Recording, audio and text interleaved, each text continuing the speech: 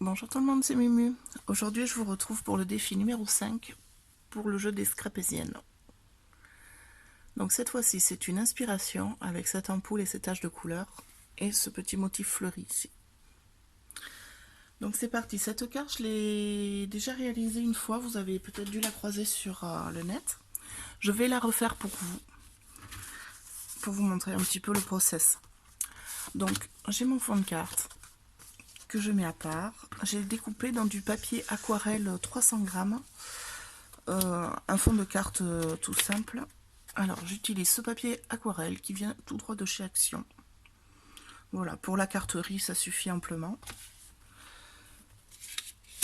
Hop là, et j'ai préparé un petit gabarit sur papier calque de mon ampoule que je vais reprendre. Voilà, donc ce gabarit je vais le scanner, je vous le mettrai en lien téléchargeable en dessous de la vidéo, comme ça vous pourrez vous aussi imprimer ce gabarit si vous voulez refaire votre carte. Donc ce gabarit, je vois à peu près sur mon fond de carte comment je le place. Voilà, et je vais utiliser ma palette aquarelle Prima classique pour faire mes couleurs. Donc je mouille bien ma palette pour réactiver les pigments, de l'eau. Voilà, donc je vais reprendre les couleurs de l'inspiration avec le jaune, le orange, le bleu et le rose. Donc je vais commencer par ma couleur la plus claire, forcément le jaune. Donc je charge bien mon pinceau et je vais venir avec mon doigt taper sur mon pinceau pour faire les taches.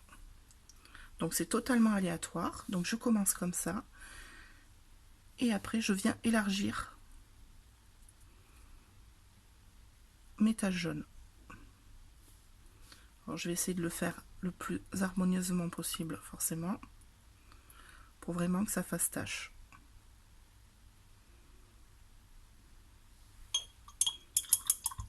Donc là j'ai ma première tache et je vais la sécher. Donc je vais prendre le heat gun, une fois n'est pas coutume. Je vais vous faire un peu de bruit, je suis désolée.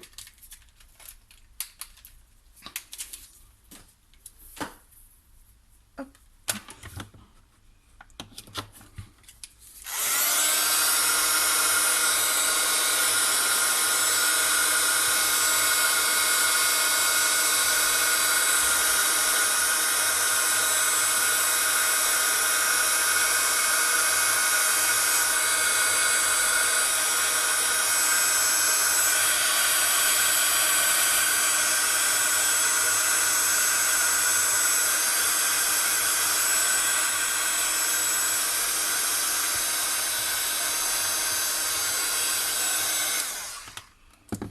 Alors si je séchais pas mes taches entre chaque couleur, en fait mes couleurs fuseraient les unes dans les autres et c'est pas du tout l'effet que je veux sur cette carte. Je veux vraiment des taches de couleurs bien définies et bien marquées. Donc là j'attaque ma deuxième couleur, le orange, et je vais venir faire mes taches et avec mon pinceau compléter ma tache orange.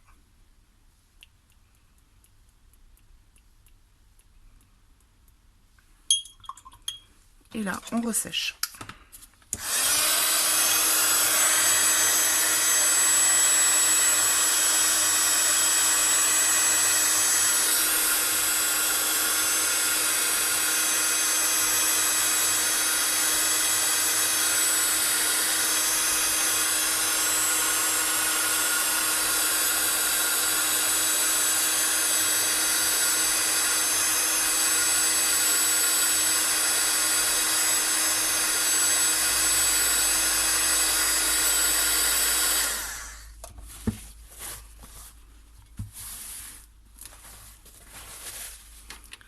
Donc après, avec le gabarit, je peux voir à peu près où je vais avoir mon ampoule et mes taches.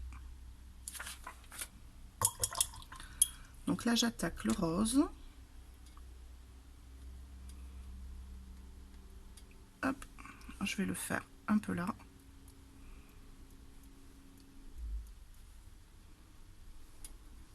Hop.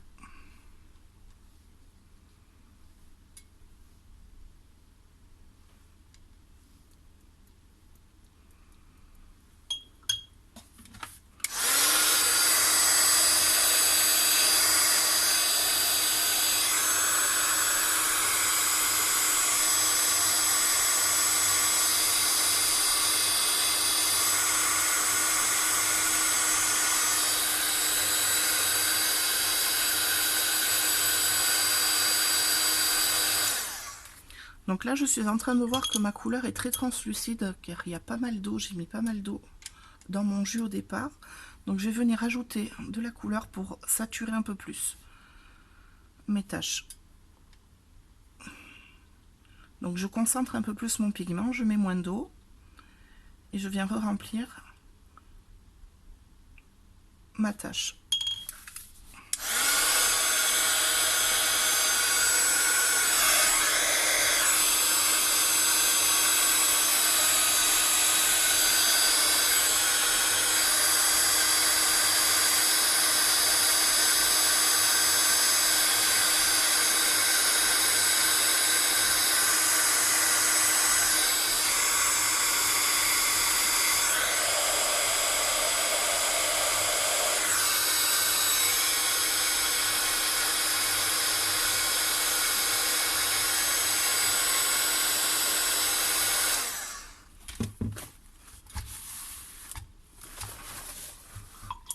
Et je vais passer à ma dernière couleur, le bleu.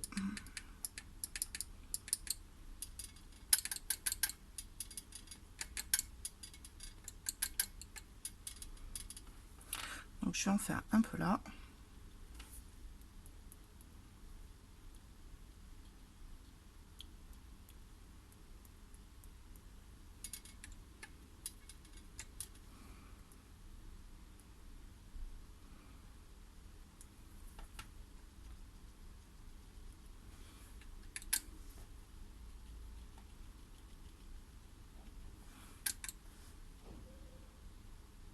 Hop. Et voilà. Et là, je vais bien sécher. Là, alors ma carte est bien sèche. Hop là. J'ai mon petit gabarit ampoule que je peux poser par-dessus pour voir à peu près. Donc j'ai choisi délibérément de laisser cette partie libre pour pouvoir travailler mes tamponnages sur cette partie-là de l'ampoule. Voilà. Donc là, je vais faire mes petits trous pour pouvoir coudre mon ampoule directement sur la carte. Donc pour ça, je me munis d'une plaque de mousse. Donc elle est un peu épaisse. Alors c'est de la mousse que j'ai récupérée dans un colis. Et je vais venir fixer avec du scotch de masquage mon gabarit là où je veux mon ampoule.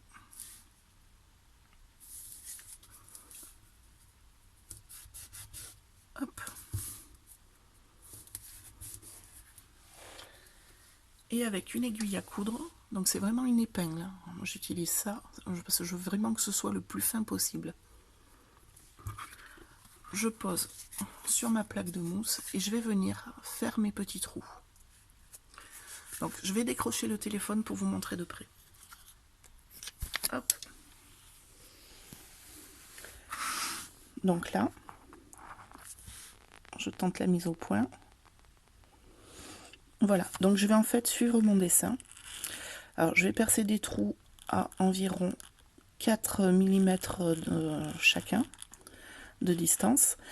Et dans les virages, partout là où ça tourne, en fait, je vais resserrer mes trous. Voilà, donc en fait, ça donnerait... Je fais mon premier trou. À peu près à 4 mm.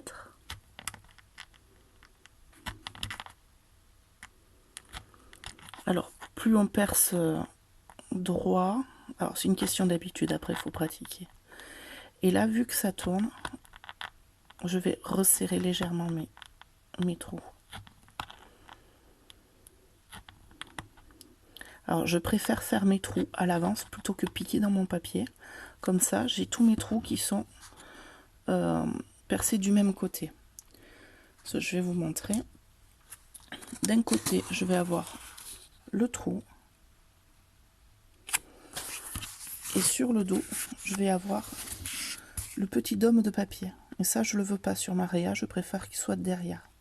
Si je piquais directement avec mon aiguille, j'en aurais sur le recto et le verso. Voilà, donc je vais finir tous mes petits trous et je vous retrouve tout à l'heure. Là, alors j'ai fini tous mes trous. Je vais pouvoir enlever mon gabarit, mais je le garde à côté de moi. En fait, juste pour me repérer là où je suis sur ma couture.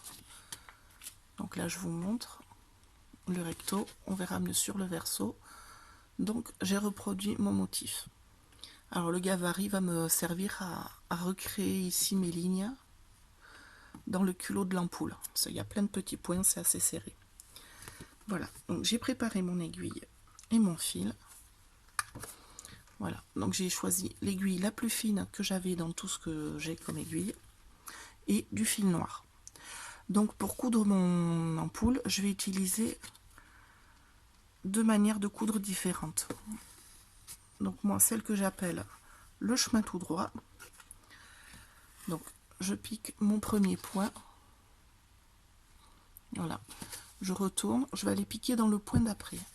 Ça va me faire un saut. Et je vais aller repiquer pour fermer ce saut que j'ai. Hop, et par derrière, je vais aller repiquer au même endroit que la première fois.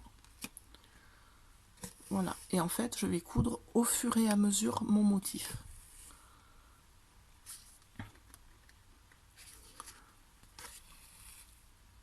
Donc ça, c'est quand on a une ligne droite qu'on veut faire d'une traite jusqu'au bout.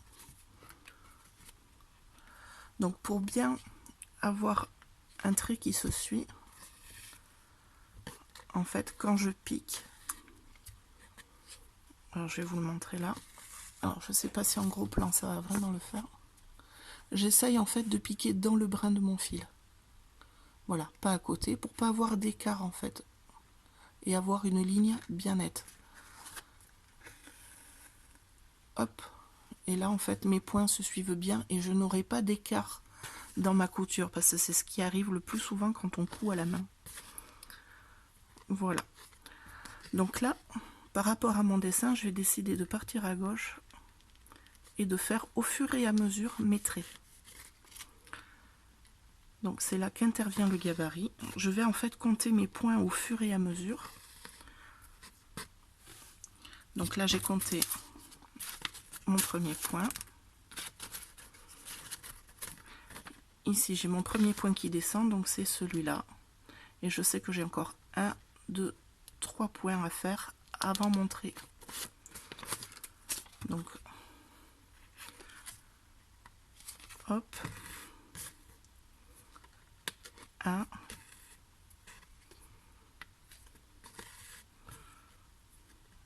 2,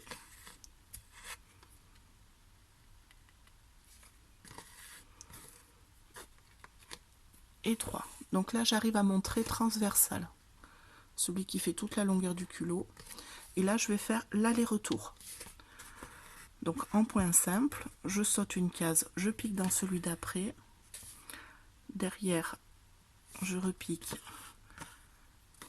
celui d'après. Et quand j'arrive au bout, tout simplement, hop là, tout simplement, je fais demi-tour. Et pareil, j'essaye de piquer dans mon brin pour avoir un trait bien droit. Voilà. Demi-tour, j'essaye de piquer dans mon brin.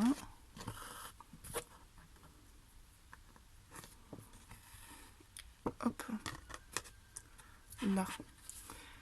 Et je vais continuer comme ça sur tout le motif avec ces deux techniques.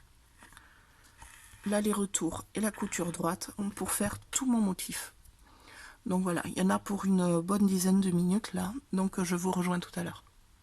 Pour bloquer mes fils, alors je m'enquiquine pas, moi je prends du scotch. Je colle comme ça, pas de nœud à faire. Voilà. Donc avant de faire ma couture, j'avais commencé, j'ai préparé mes tamponnages à l'avance. Donc le temps que ça sèche bien à la Versafine sur mon papier aquarelle. Donc pour mon tamponnage, j'ai utilisé cette planche de tampon. Donc la 269 All & Create. Voilà, et j'ai utilisé cette feuille et cette partie du tampon avec l'oiseau. Voilà. Pour la colorisation, donc je vais la faire à l'aquarelle avec ma petite palette. Et je vais détourer mes formes au ciseau pour pouvoir les coller sur ma carte. Donc moi là, je vous retrouve au montage. À tout à l'heure. Alors voilà, j'ai fini de préparer mes petites découpes de fleurs et de tampons. Voilà, je les ai colorisées avec ma palette aquarelle. Donc c'est prêt à coller. Et je me suis préparée pour le sentiment deux petites étiquettes. Voilà, Happy Birthday, que j'ai fait avec ces tampons au bord du scrap que j'aime beaucoup parce qu'ils sont assez petits et j'aime bien. Pour la carterie, ça passe partout. Et Happy Birthday que j'ai pris sur cette planche de tampon Low Fall. Voilà, donc j'ai plus qu'à coller. Je vais reprendre mon fond de carte. Et je vais venir, pour apporter du contraste, faire quelques petites taches noires ici et ici. Donc on va essayer de viser. Je vais débarrasser pour pas tacher mes affaires. Hop. Donc toujours avec mon encre noire et directement avec la tige de mon spray.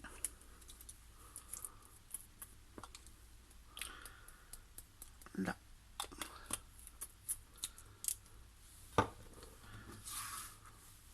J'ai préparé mon fond de carte que j'ai maté en noir. Voilà, pour venir coller mon fond de carte directement dessus. Donc là, j'éponge l'encre en trop. Hop, et je viens coller mon fond de carte sur ma carte.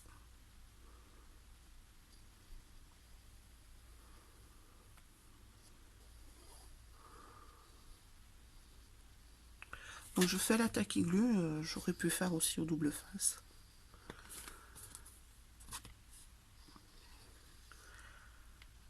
Hop.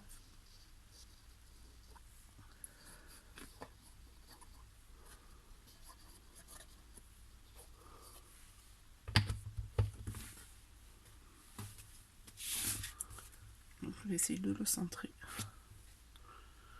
à peu près. Là.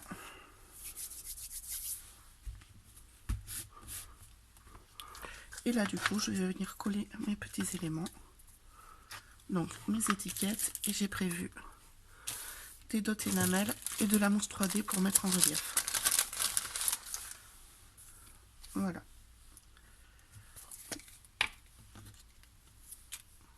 Donc je vais coller les étiquettes l'une sur l'autre.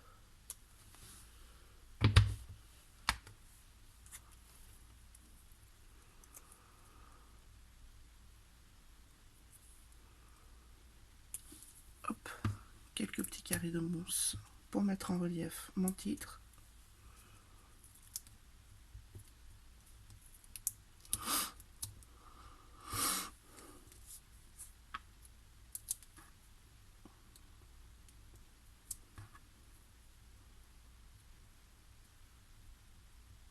Ah, c'est toujours la galère ces petits papiers enlevés.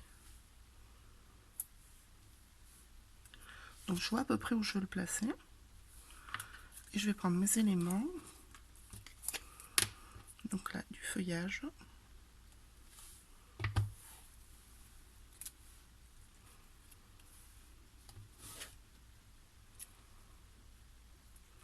Alors le Happy Birthday, je vais le passer par là.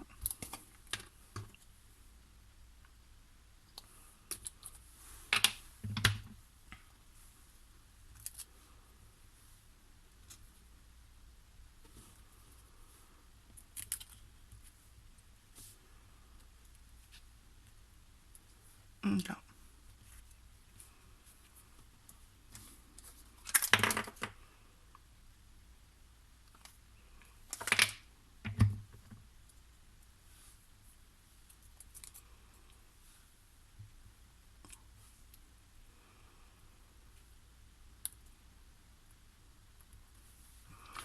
Et je vais faire un rappel en haut avec ma fleur. Et un peu de feuillage pour apporter le contraste en fait. Je vais coller les fleurs directement sur ma carte, les feuilles pardon, directement sur ma carte et ma feuille en relief. Voilà, je vais coller quelques dots énamel pour apporter un peu plus de contraste, donc c'est des dots mat. Hop, et j'aurai ma carte finie. Voilà, donc je finis et je vous mets ça en photo à la fin. Merci beaucoup et à bientôt.